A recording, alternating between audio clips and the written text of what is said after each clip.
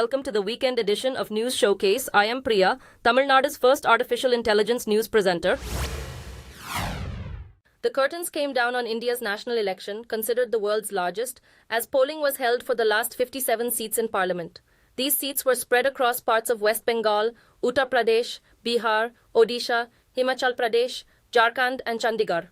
The election to choose a new parliament kicked off in April, and voting was held in 7 stages for the 543 seats in the lower house, which will elect the next prime minister. The incumbent Prime Minister Narendra Modi is seeking a third straight term. He is challenged by the opposition India Bloc, which is a grouping of over 20 parties, led by the Congress party. First trends from the election will emerge on Tuesday when the counting of votes will be undertaken.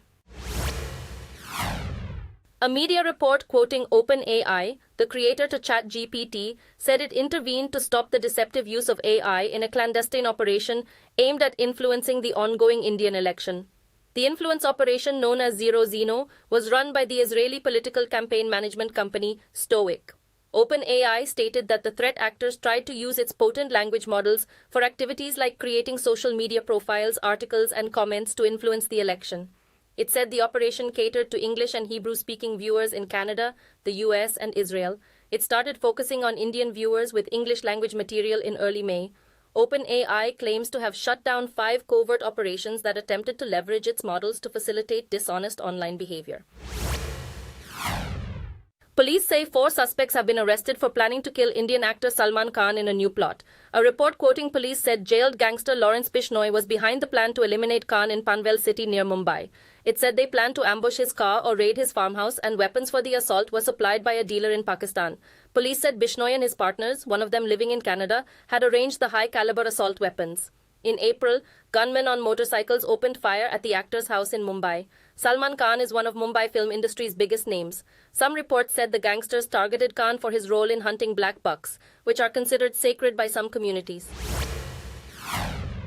Delhi Chief Minister Arvind Kejriwal will return to jail on Sunday after the duration of his interim bail ran out Saturday. A court said his application for a regular bail can be heard only next week. The Supreme Court granted him interim bail in May to let him campaign in the national election, but banned him from his official responsibilities as Chief Minister during that time. Kejriwal was arrested in March by the financial crimes investigator on charges of corruption in contracts made with breweries to supply liquor to Delhi. He has denied all the charges against him, and his Aam Aadmi Party said the allegations were a plot by its political rivals.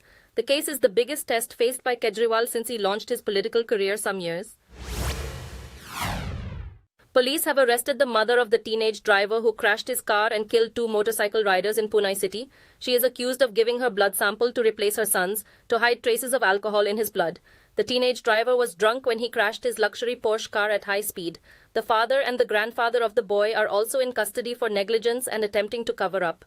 2 government doctors entrusted with testing the blood of the driver were also arrested for deliberately sending the wrong report to investigators.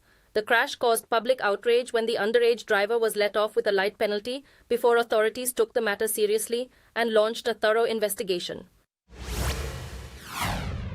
Thousands of people from the villages took part in a centuries-old fishing festival in Tamil Nadu. The people descended on the banks of a stream in Kalandari village, the site of the festival, from hamlets around Madurai in the south of the state. The villagers catch fish from the stream, and after cooking it, they offer it to a deity. They believe the offering will lead to good harvest and good health of the farmers in the years to come. The stream becomes the setting for the festival when the water flow is heavy, after a nearby canal is opened at the time. The annual festival is celebrated at the start of the summer season in the state.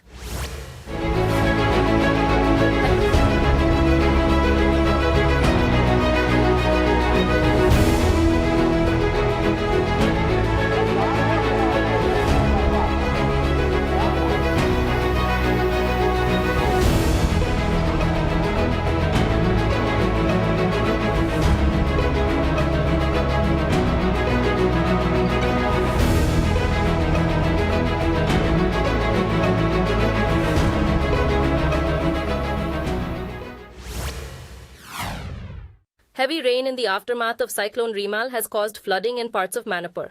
Security forces deployed for internal security have swiftly responded by providing immediate relief and support to affected citizens. The rapid rise in water levels has caused major rivers to overflow into various parts of the east and west districts.